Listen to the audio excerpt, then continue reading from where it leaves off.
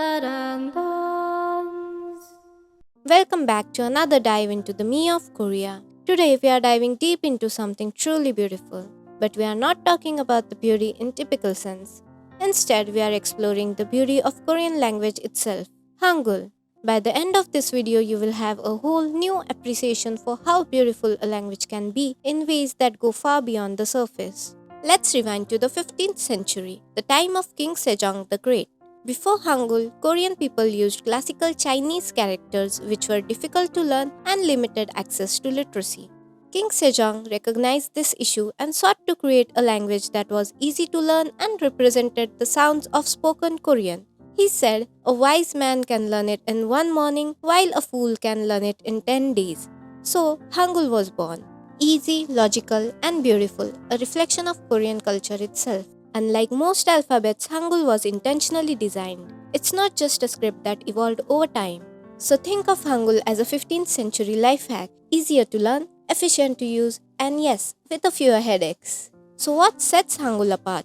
While other languages in East Asia rely heavily on complex symbols or characters, Hangul is based on phonetic principles. Each letter directly corresponds to a sound, and the characters are shaped according to how your mouth moves when you pronounce them. Some letters in Hangul are totally unique, like ing, which acts as a silent placeholder at the start of words but sounds like ng at the end. And then there's real. It's like a love child between l and r. Depending on where it's used, it can sound like one or the other.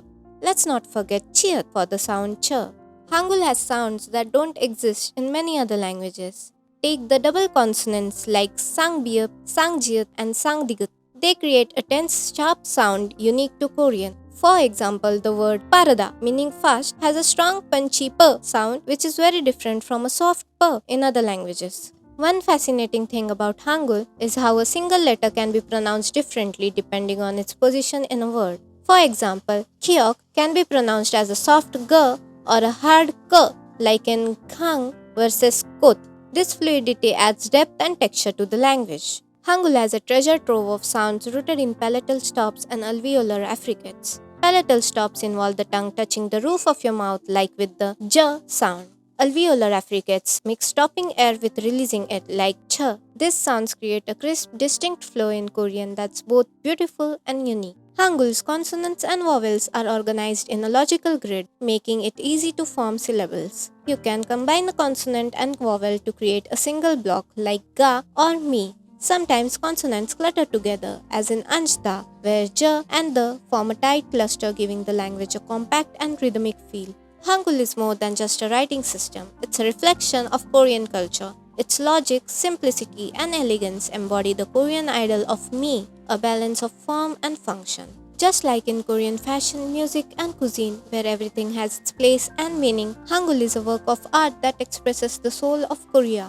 Thank you for joining me on this journey through the beauty of Korea. If you enjoyed this deep dive, hit that like button, subscribe for more content, and let's keep exploring the me of Korea together.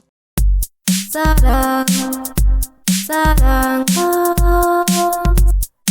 sarang.